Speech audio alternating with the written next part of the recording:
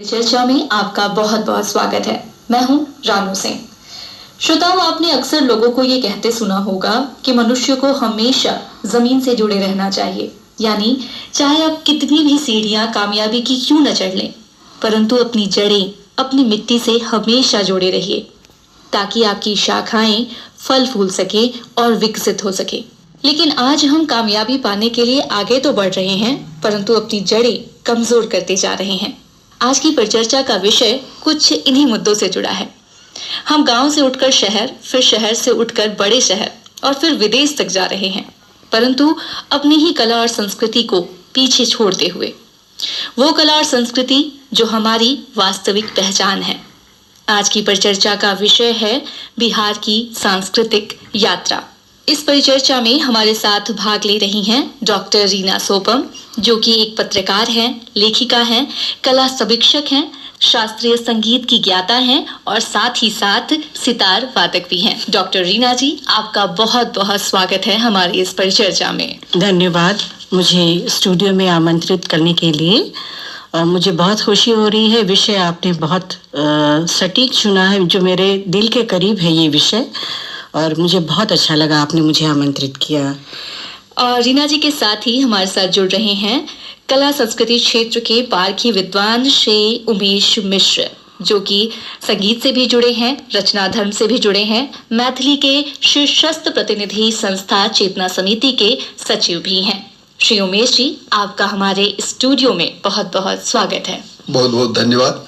क्योंकि बिहार की एक सांस्कृतिक विरासत रही है संगीत के क्षेत्र में, कला के क्षेत्र में, और इस विषय को चुनकर आपने काफ़ी सटीक चयन किया है और इस परिचर्चा में रीना जी के साथ आपने मुझे आमंत्रित किया, इसके लिए आपके लिए बहुत बहुत धन्यवाद। जी, हमारा परिचय एक दूसरे से हो गया। अब हम आज की परिचर्चा प्रारंभ करते हैं और सबसे पहले डॉक्टर रीना जी, आपसे सबसे पहले हम यही जानना चाहेंगे कि किसी भी इंसान के लिए या फिर किसी भी देश के लिए, शहर के लिए, गाँव के लिए उसकी सभ्यता और संस्कृति कितनी महत्व रखती है? देखिए, ये प्रश्न बहुत ज़रूरी था कहने के लिए, समझने के लिए। कला संस्कृति किसी भी देश की, किसी समाज की एक पहचान होती है। उस समाज को जानना है, किसी भी समाज को जानना है तो उसकी कला संस्कृति को जाने, उसके गीत संगीत को जाने, उसके परिधान को जाने, पोशाक को जाने। आप समझ जाएंगे कि उस समाज में महिला, पुरुष, परिवार की स्थिति कैसी है, वो जीवन शैली वहाँ की कैसी है, बल्कि प्रकृति का भी अनुभव हो जाएगा वहाँ की कला संस्कृति के माध्यम से, वहाँ के गीत के माध्यम से। उसके जो लय होंगे, जो धुन होंगे, उनके माध्यम से आप उस जगह की का जो लैंडस्केप है, जियोग्राफिकल लैंडस्केप और जियोग्राफिकल जो सारा कुछ होता है, नेचुरल उसमें फिनोमेना जो उस एरिया के हैं, उसकी सारी जानकारी मिल जाती है उस धुन को सुन के। तो मेरा ये मानना है कि कला संस्कृति किसी भी देश प्रदेश को, समाज को एक आइडेंटिटी देती है। उसके बहाने हम जान पाते, हम किसी गीत को सुने तो हम ये जान पाएं कि ये उस प्रदेश का गीत है, उसकी वहाँ बोली ऐसी है, उसके धुन ऐसे हैं, उसका छंद ऐसा है। जी उमेश जी, रीना जी ने जितनी बातें बताई उससे तो हमें पता चल रहा है कि संस्कृति और सभ्यता का कितना महत्व होता है। लेकिन जब बात बिहार की सभ्यता और संस्कृति की आती है तो कहीं ना कहीं उसका प्रभाव हमारे ऊपर उतना नहीं दिखता जितना कि अन्य राज्यों और शहरों में दिखता है। क्योंकि अगर आप किसी महाराष्ट्र के व्यक्ति से मिलिए या फिर बंगाल के व्यक्ति से मिलिए, चाहे दक्षिण भारत की तरफ चले जाइए, वो वहाँ के लोग आराम से अपनी भाषा में बातचीत करते हैं, चाहे अपनी संस्कृति को, अपनी परंपराओं को आराम से लेकर चलते हैं। लेकिन कहीं ना कहीं बिहार इसमें पीछे छूट रहा है। इसके पीछे क्या कारण है? देखिए, किसी भी भूभाग में या किसी भी क्षेत्र में उसकी भाषा का, वहाँ की भाषा का अत्यंत महत्वपूर्ण स्थान है और उसकी पहचान अपनी भाषा से होती है। बिहार भी ऐसा नहीं है। बिहार में कई भाषाएं हैं, जैसे यहाँ की मुख्य भाषा मैथिली, भोजपुरी और मगही है। और इन क्षेत्रों में पहले लोग अपनी भाषा में ही काम करते थे, अपनी बताते थे। इतना ही नहीं, जब इन क्षेत्रों में, खासकर मिथिला की बात कहूँ, जब संस्कृत का प्राबल्य था, जब पंडित अपनी सारी बातें संस्कृत में रखते थे, उस समय में, जिन्हें हम आज कवि कोकिल के नाम से जानते हैं, विद्यापति ने एक बड़े ही क्रांतिकारी रूप से संस्कृत के बदले अपनी भाषा में लिखना प्रारंभ किया। उनकी आलोचना हुई, लेकिन अपनी भाषा को उन्होंने कहा कि देसिल बैना सब जन मिठा, कि हमारा जो अपने भाषा का माधुर्य है, वो भाषा उस किसी भी भाषा में, अपनी भाषा में जो माधुर्य है, उसके साथ हमारा जो स्नेह है, उसके साथ जो ममत्व है, दूसरी भाषा में नहीं हो सकता। इसलिए यहाँ भी अपनी भाषा के प्रति लोगों का स्नेह भी था, उनसे लगाव भी था। लेकिन जो अंग्रेजी सभ्यता आने के बाद, जैसे हम कहें कि अंधा अनुकरण करने की दौर में हमने अंग्रेजी को अंगीकृत किया और किया, तो उस क्रम में जो हमारा जो जड़ है उससे हमारा थोड़ा हम कटते गए, और लोगों ने उस भाषा को, अंगल भाषा को बहुत ही श्रेयस्कर समझा। अपनी भाषा को, जो समृद्ध भाषा है, जिस भाषा में सब कुछ है, उसको लोगों के प्रति जो लगाव होना चाहिए, तो जो लोग आते गए उन्होंने उसके प्रति थोड़ा सा छोड़ना शुरू किया। लेकिन आज भी जो हमारे ग्रामीण क्षेत्र के लोग हैं, उनके बोलचाल की भाषा वही है, और वो अपना सारा कामकाज उसी भाषा में करते हैं, चाहे वो भोजपुर के हो, चाहे वो मिथिला के हो। और यही बात देखेंगे कि हम कितना भी अपने आप को विकसित समझ लें, लेकिन हमारे जितने भी अच्छे संस्कार हैं, या हमारे यहाँ जो भी धार्मिक अनुष्ठान हो, सामाजिक अनुष्ठान हो, उन भाषाओं के गीतों का महत्व है, और उस अवसर पर उस गीत के बिना हमारा कोई कार्यक्रम नहीं होता। तो इसलिए भाषा के प्रति हमने उसके प्रति थोड़ा छोड़ा जरूर है, लेकिन उनसे जड़ जो है उससे हम कभी कट नहीं सकते, और कटना नहीं चाहिए, क्योंकि हमारा जो है वो भाषा हमारे जड़ में। एक मुद्दा मैं इसमें जोड़ना चाहूंगी, मिश्रा जी की बात से मैं सहमत हूँ कि लोग अपनी भाषा को छोड़ रहे हैं। ये अंग्रेजी जो सभ्यता का प्रभाव है देश में हर राज्य में है, देश के हर राज्य में प्रभाव ये ऐसा देखा जा रहा है। शहरों में ज्यादा देखा जा रहा है, गांव अभी तक हमारा बचा हुआ है। लेकिन मेरा ये मानना है कि अपनी बोली और अपनी भाषा के प्रति जो लगाव पहले था उतना भले नहीं हो, लेकिन ये लगाव अभी भी है। मैंने देखा है कि हम जो मैथिली भाषी लोग हैं वो अपनी गीत को, अपनी परंपरा को, हमारे यहाँ मिथिला में जो हमारी जो पेंटिंग की, आप मिथिला चित्रकला जो हमारी शैली है, आप देखिए ये ग्लोबल लेवल पे जा चुकी है मिथिला चित्रकला। तो हम ये नहीं मानते कि हमारी जो संस्कृति है वो हमसे पूरी तरह नहीं छूटी, हमारे साथ चल रही है। बल्कि मुझे खुशी होती है ये बात कहते हुए कि आज की युवा पीढ़ी है उसमें बहुत सारे लड़के लड़कियां मिथिला चित्रकला को सीख रहे हैं और बहुत अच्छा काम कर रहे हैं और बहुत ऊंचाई तक जा रहे हैं उसके माध्यम से। तो जब ये परंपरा अभी तक हमारे यहाँ कायम है मिथिला में, तो मैं ये मान के चलूं कि हमारे यहाँ गीत संगीत वैसे ही कायम है। ये अभी की पीढ़ी भी वो गीत गाती है, भले वो रेगुलरली नहीं गाएं, लेकिन ओकेजन पे अपने घर की जो बुजुर्ग महिलाएं हैं उनके साथ बैठकर उसके साथ आवाज जरूर मिलाती हैं। मैंने हाल फिलहाल में देखा है ऐसी शादियों में। तो ये तो मिथिला की बात हो गई। मैंने देखा भोजपुरी चित्रकला शैली है, तो ये चित्रकला शैली चल रही है, भाषा भी चल रही है। भोजपुरी में देखें कितना काम हो रहा है, बहुत ज्यादा काम हो रहा है। अंगिका है हमारे यहाँ, वजिका है, हर भाषा में काम हो रहा। तो देखिए प्रभाव तो पाश्चात्य सभ्यता का प्रभाव तो है, हर जगह है, ऐसे हमारे देश में भी है। लेकिन हमारी बोली, हमारा जो रंग ढंग है वो हमसे नहीं छूटने वाली, हमारी कला संस्कृति हमसे नहीं छूटने वाली। हम जब तक हैं वो तब तक कायम रहेगी ये चीज। मुझे ये मेरा ये मान। ये तो सामान्य सी बातें रही, लेकिन आज बहुत सारे बच्चे हैं, बहुत सारे ऐसे बच्चे हैं जो काफी अच्छा स्टडी कर गए, जिनको नौकरी अगर पटना में, बिहार में नहीं मिल पाई तो वो यहाँ से कहीं और दूसरे राज्यों की तरफ चले गए। लेकिन वहां जाने के बाद पता नहीं क्यों कहीं ना कहीं उनके अंदर ये कमी रही, या फिर उनके माता पिता के द्वारा उनके अंदर वो सभ्यता और संस्कृति नहीं डाली गई, जिस वजह से वो शायद दूर हटते चले गए। उन्हें ऐसा महसूस होने लगा कि हमारी जो सभ्यता है, हमारी जो संस्कृति है वो काफी आउटडेटेड है और हमें अब आगे बढ़ना चाहिए। और जो नई सभ्यता उन्हें दिखती है, जिस भी राज्य में जाते हैं उसे वो कॉपी करने की कोशिश करने लगते हैं। और ऐसे में वो कहते हैं ना, न घर का न घाट का।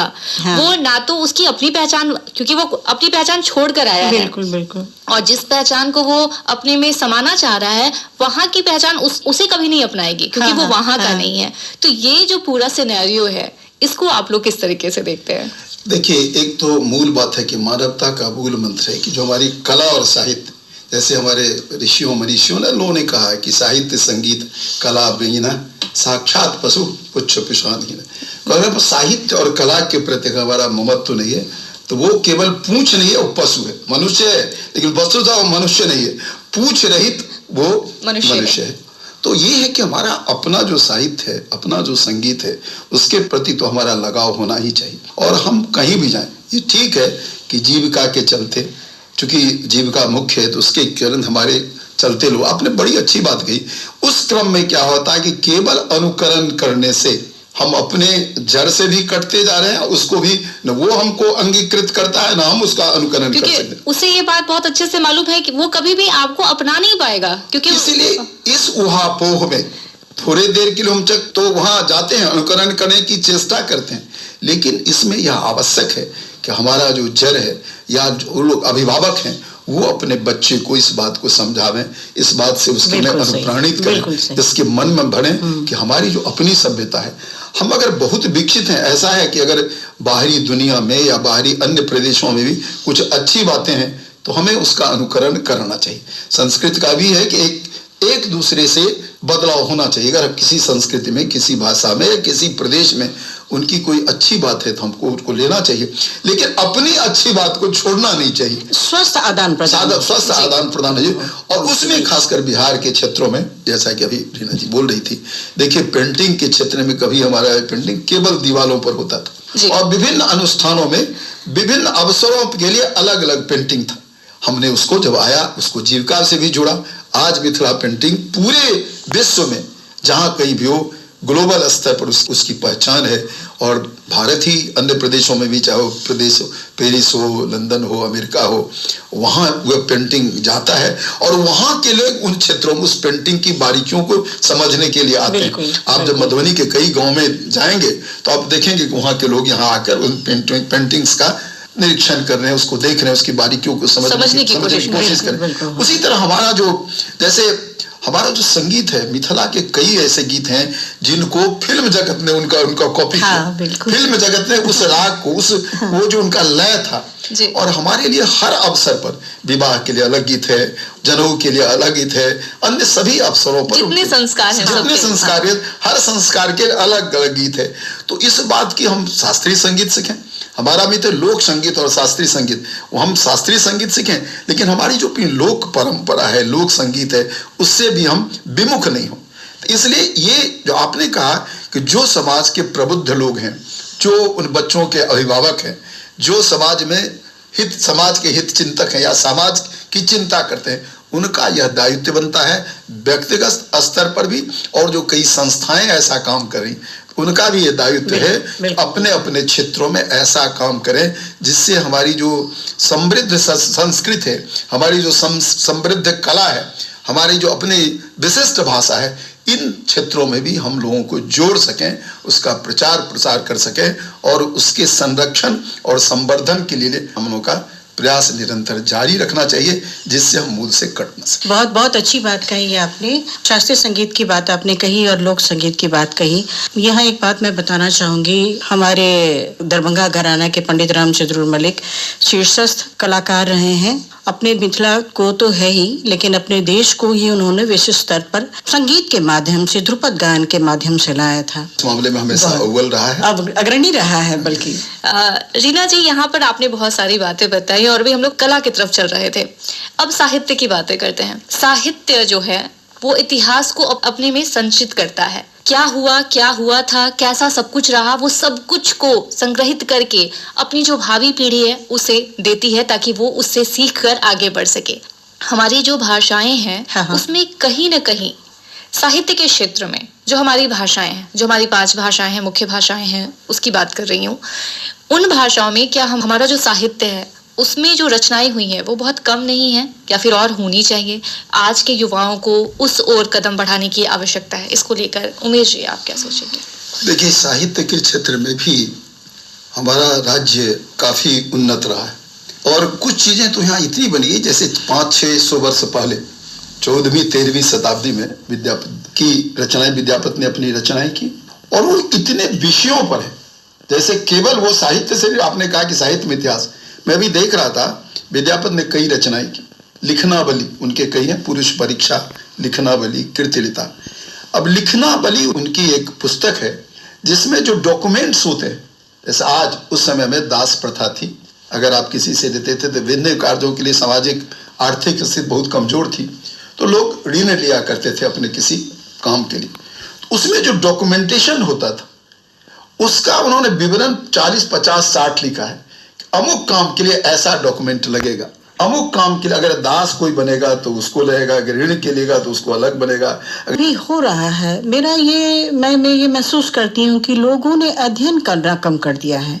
किताबें लिखी जा रही हैं, अलग अलग भाषा में देख रही हूँ, बहुत नए नए विषय पे काम हो रहा है। भाषा अलग अलग भाषाओं में, हिंदी में भी और बिहार के अन्य बोलियों में भी बहुत नए नए विषय पे काम हो रहा है। जो आधुनिक विषय हैं, आज की जीवन शैली में जो समस्याएं हैं उस पे है, महिलाओं के मुद्दे हैं, इन विषयों पे भी काम रहा है। युवा पीढ़ी की क्या समस्याएं हैं, क्या चुनौतियां हैं, इन सारे विषयों पे काम हो रहा है, लोग लिख रहे हैं। बस कमी जो आ रही है वो ये है कि अध्ययन की कमी आ रही है।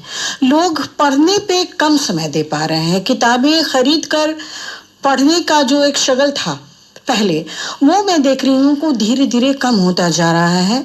हर बुक फेयर में, हर पुस्तक मेला में जो प्रकाशक होते हैं उनकी एक यही समस्या होती है। जब मिलिए उनसे बातचीत करिए तो एक यही उनकी एक समस्या होती है, यही शिकायत कि किताबें, पाठक आ तो रहे, किताबें देख तो रहे लेकिन खरीद नहीं रहे हैं। मतलब कि अगर खरीद नहीं रहे हैं तो घर लेकर जा नहीं रहे, यानी अध्ययन करने के लिए बिल्कुल ही वक्त नहीं निकाल रहे हैं।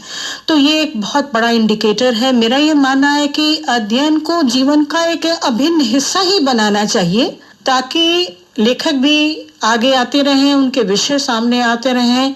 वो महिलाएं क्या सोच रही हैं और क्या सोचकर उन्होंने वो किताब लिखी, उसकी जानकारी हमें मिलती रहे। इसलिए अध्ययन बहुत जरूरी है, बहुत जरूरी ये लगता है कि सोशल मीडिया में इसको बहुत प्रभावित किया है। जैसे हर हाँ, क्षेत्र में लोग हैं। शॉर्टकट जो सिस्टम होगा उसमें जाते रहे हैं। और ठीक ही कहा वीणा जी ने कि जो हमारा अध्ययन के प्रति जो रुचि होना चाहिए, उसके प्रति झुकाव होना चाहिए, किताबों के पढ़ने का जो शौक होना चाहिए, वो धीरे धीरे कम होता जा रहा है। किताबें खरीद कर पढ़ने का विशेष रूप से। अब लोग कोई बड़ा सिनेमा नहीं देखना चाहते। निश्चित तौर पर अब हम लोग सब चाहते हैं कि बस जितने कम समय में काम हो जाए, हम लोग बस वही। शास्त्रीय संगीत में जो ख्याल गायन जिसमें लंबा समय लगता है, तो उन्होंने भी थोड़ा सा उसको छोटा किया कि छोटे चीजें निकल जाए। मिश्रा जी ने बहुत महत्वपूर्ण बात कही है। मॉडिफिकेशन किया गया है, हर क्षेत्र में हो रहा है। तो शास्त्रीय संगीत की जो बात इन्होंने कही, ख्याल गायन है, ध्रुपद गायन है, विशेष रूप से मैं ख्याल गायन के बारे में कहूंगी।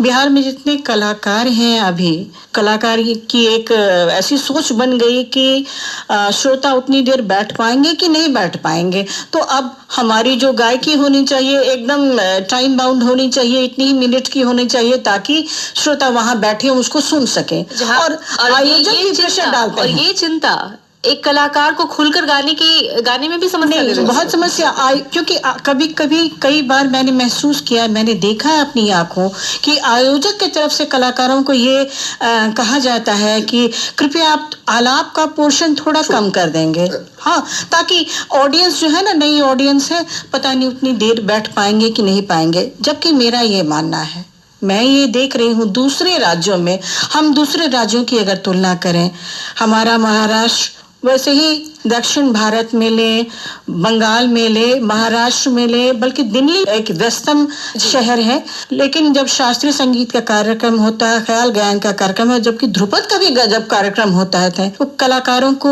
ऐसी कोई पाबंदी नहीं दी जाती, कोई बंदिश नहीं होती कि आपके पास यही है। जो उनको समय मिलना, उनको मालूम है कि ध्रुपद के लिए ये समय लिया जाता है, तो वो समय उनको उतना देते हैं, ख्याल गायक को उतना समय वो देते हैं। और ऑडियंस में सुनने वाले भी बीच में उठकर कहीं नहीं जाते। तो इस विषय पे मैं एक और बात चर्चा करना चाहूंगी जानकारी के लिए। एक कार्यक्रम हो रहा था पटना में, शहर में, और मैं कवरेज करने के लिए गई थी, और आदरणीय सोनल मानसिंह जी का वो कार्यक्रम था, और दोपहर का समय था, कॉलेज में होता है इसका आयोजन, और सोनल मानसिंह जी का वो कार्यक्रम था। मैं कवरेज के लिए गई।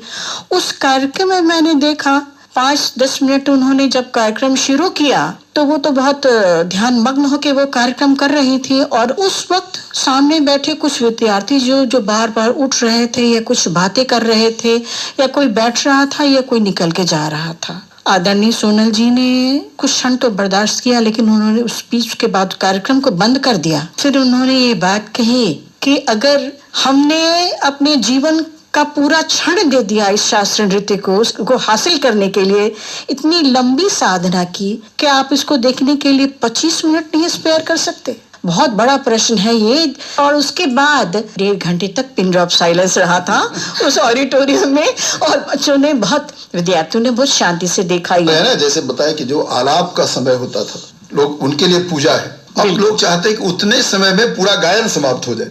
तो ये शास्त्रीय संगीत की संगीत। इसी तरह जब पुस्तकों के बारे में देखिए, मैलांचल जैसे रेणु ने लिखा, या उतनी बड़ी बड़ी जो उपन्यास मोटी मोटी थी, आज लेखक नहीं लिखना चाहते क्योंकि लोगों को उतना धैर्य नहीं है। उन्होंने पूरा लगाया उसको परे मनोयोग से, तल्लीनता से लिखा। तो आज हर क्षेत्र में लोग चाहते हैं कि थोड़ा सा, जिसको कहते हैं कि शॉर्टकट का एक टाइम हो गया। तो ये कला संस्कृत के लिए विभिन्न, कभी कभी वो ठीक है, लेकिन हर जगह ऐसा न वांछनीय है न उचित है। नहीं, बिल्कुल। इसलिए इस तरह से हमको अपने, सबसे पहले अपने कला के प्रति, अपने भाषा के प्रति, अपनी संस्कृति के प्रति निष्ठा होना चाहिए, समर्पण होना चाहिए। जी उमेश जी, आपने बिल्कुल सही बातें कही। टीना जी, आप संगीत से जुड़ी हुई हैं, तो जो ये जो संगीत परंपरा है बिहार के परिप्रेक्ष्य में, इसमें पहले क्या था और आज इसमें किस हद तक परिवर्तन आया है? देखिए, घराने या जो परंपराएं होती हैं, शास्त्रीय संगीत की जो परंपराएं हैं, वो तो वैसी ही हैं। 3 घराने रहे हैं हमारे बिहार में, बहुत प्रिविलेज्ड है हमारा बिहार, जहाँ ध्रुपद के 3 घराने रहे हैं, और यहाँ ठुमरी शैली भी विकसित हुई है। तो वो जो एज इट इज है, जो घराने हैं उनकी वो जो शैलियां हैं, वो तो गायकी तो रहेगी ही रहेगी, उसको सुनने वाले बदल रहे हैं अभी। और कलाकारों का मैं देख रही हूँ कि बिहार से जो कलाकार हैं वो बाहर पलायन कर रहे हैं। वो एक परिवर्तन में कहें तो यही बात हुई, वो जहाँ भी है, लेकिन वही जो बिहार की जो ध्रुपद परंपरा है, हमारे दरभंगा की परंपरा, अमता दरभंगा घराना, डुमराव घराना, बेतिया घराना, ये जो घराने हैं वो जहाँ भी है, दिल्ली में भी है, मुंबई में है, मध्य प्रदेश में भी है, वो ये घराने अभी भी कायम है। वो शैलियां वहां भी जीवित हैं। लेकिन इतना मैं कहना चाहूंगी, हमें खुशी है कि वो जीवित है, हमारी परंपराएं हर जगह। बहुत अच्छा लगता है ये सुनकर कि बिहार की जो परंपराएं रही हैं, जो बिहार के जो घराने रहे हैं, वो अभी भी जीवित हैं, और हम ये आशा करते हैं कि ये परंपराएं हमेशा जीवित रहेंगी और फूलेंगी, फलेंगी और पूरे विश्व में अपनी एक पहचान बनाएंगी। आप डॉक्टर रीना सोपम हमारे इस विशेष परिचर्चा में जुड़ी, इसके लिए आपका बहुत बहुत धन्यवाद। श्री उमेश मिश्र जी, आप हमारे साथ इस परिचर्चा में जुड़े, इसके लिए बहुत बहुत धन्यवाद। श्रोताओं, जाने से पहले बस इतना ही कहना चाहूंगी कि हमें हमारी मिट्टी से हमेशा ही जुड़े रहना चाहिए, क्योंकि अगर ये जड़ें कमजोर हुई तो ये शाख कभी भी गिर सकती है। श्रोताओं, आज के लिए बस इतना ही। रानू सिंह को दीजिए इजाजत। नमस्कार।